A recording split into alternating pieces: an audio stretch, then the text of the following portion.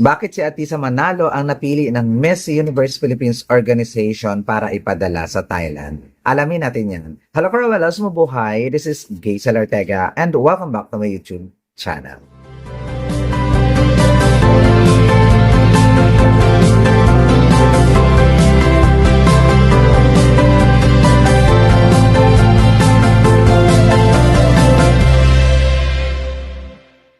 Hello! Kamusta po kayong lahat? Good morning, good afternoon, good evening. Anumang oras kayo nanonood sa akin ngayon, maraming po salamat. Sa mga bago po dyan subscriber, returning viewers, thank you so much sa support. Sa mga hindi po dyan nakasubscribe, please subscribe to YouTube channel, Gaysel Ortega, Cruella and Pageantry, and click the notification bell below para updated kayo when it comes na maglabas ako ng aking mga video. Siyempre, ang napakalaking katanungan ng mga anti-Atisa, bakit nga ba si Atisa Manalo ang ipinadala sa Miss Universe Philippines, ng Miss Universe Philippines sa Thailand sa Miss Universe competition at hindi si Winwin, at hindi si Iliana, at hindi si Chelsea, at hindi si Sibo. Doon yan, ganun talaga yung mga katanungan nila. Siyempre, isa-isahin natin yan. Bakit si Atisa? Si Atisa may face card na hindi kailangang ebidensya. may make-up man o wala, talagang maganda talaga ang mukha niya. At talagang hindi mo ipagkakaliit ang tunay na kagandahan niya inside and out. Ayun. Diba? Face card, Atisa Manalo is the real deal. Yung ibang mga nandun, sabihin mo natin maganda sila pero not as maganda at as si Atisa Manalo. Alam naman natin na talagang face card ang hinahanap ng Miss Universe Organization sa ngayong mga era na to. So, sino pa nga ba? Perfect decision and perfect choice talaga si Atisa Manalo. O diba, ang ingay lang. Isa pa sa mga dahilan na bakit si Atisa Manalo ang napili sa business, obvious naman na business talaga ang Miss Universe Organization ngayon. So, baka sabihin ng iba, bakit si Winwin Marquez? Mas marami siyang, mas sikat siya, mas maraming follower. Pero when it comes kasi sa pag-endorse ng kung ano-anong product, si Atisa talaga is, yun yung parang perfect na isali doon at talagang kikita talaga ng bonggang-bongga ang Miss Universe Organization when it comes sa business sa pagmumukha ni Atisa Manalo at sa syempre alaman natin na sikat naman talaga. Pagkakaguluhan talaga siya ng bonggang-bongga ng mga Thai people. Diba? Siyempre, bakit si Atisa? Miss Universe Organization choice. Maybe. Or not. Maybe. Yes.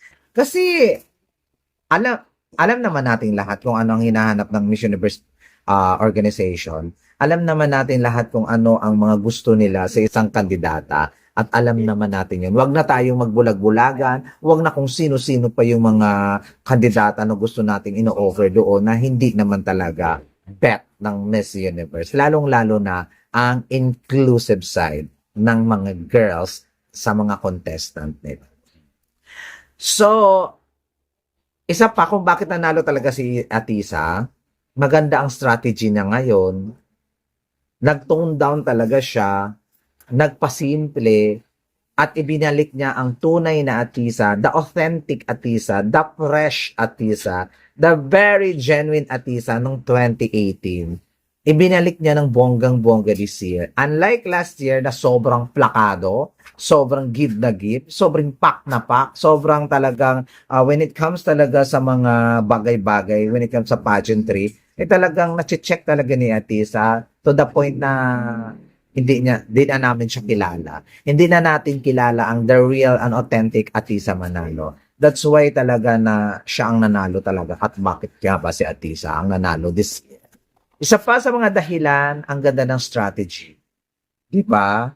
Ang mga fans, bakit ganon ang lamya-lamya?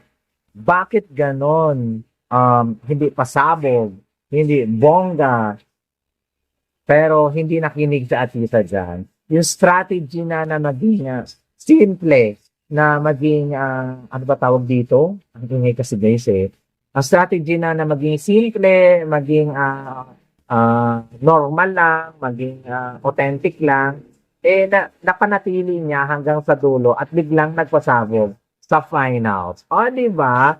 Kaya, hindi ibig sabihin na ikaw ang pinakamagaling rumampa, ikaw ang pinakabongga when it comes sa damitan, ikaw ang pinakamagaling when it comes sa performance, ikaw ang pinakamagaling sa aurahan. Hindi ibig sabihin nun, ikaw na yung mananalo. Kung yung strategy mo ay consistent, kung maganda ang iyong, ano ba tawag din? Yung, at talagang porsigito ka, dedikado ka sa ginagawa mo, bakit hindi? Ikaw ang koronahan. O, di ba? So, ayun yung nagustuhan ko sa strategy game ni Atisa this year. Kasi hindi siya nagpatinag doon sa mga kabugera at mga lamonera niyang mga kalaban. O, di ba? Na ano lang niya, sustain lang niya yung strategy niya from press presentation hanggang sa final at hindi niya binago talaga na ganun talaga ang strategy na kailangan niyang gawin para manalo sa competition. Isa pa sa nagpanalo sa kanya, kasi marami nagtatanong, bakit si Atisa? Bakit si Atisa? Bakit hindi si ganun? Ganun. Perfect styling niya ngayon. This is the best and perfect styling ever.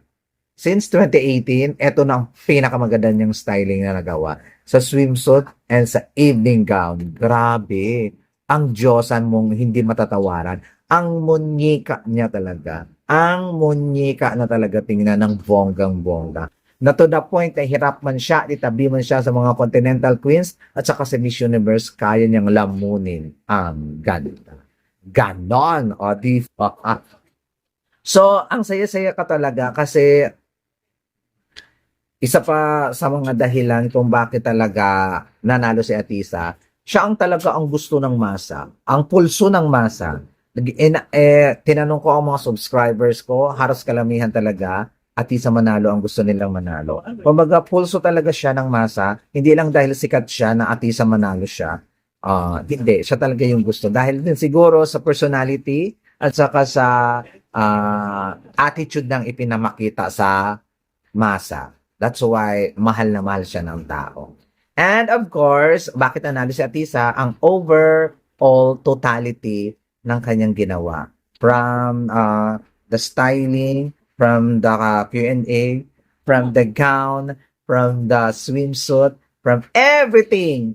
Kaya nga overall totality, very consistent at talagang nandun talaga ang bonggang-bongga ang Maria Atisa Manalo. That's why nakuha niya talaga at naiuwi ng walang pag-iimbot ang corona na alam mo, nung nanalo siya, nung koronahan siya, nagtayuan, hindi ko alam kung naririnig ninyo sa pinapanood ninyo, nagtayuan yung tao, pumapalakpak at isinisigaw talaga na Atisa, Atisa, Atisa. Kahit hindi fan ni Atisa doon sa Mall of Asia Arena, ay tumayo at pumalakpak at isinigaw yung Atisa, Atisa. Siyempre, para ibalik yung kumpiyansa, di ba? Siyempre, lalong-lalo na yung nadapa siya, talagang pinalakpakan talaga siya ng buong Mall of Asia Arena. That's why na hiwala talagang pag-iimbot ako at wala talaga akong halong pagdududa na manalo si Atisa that night.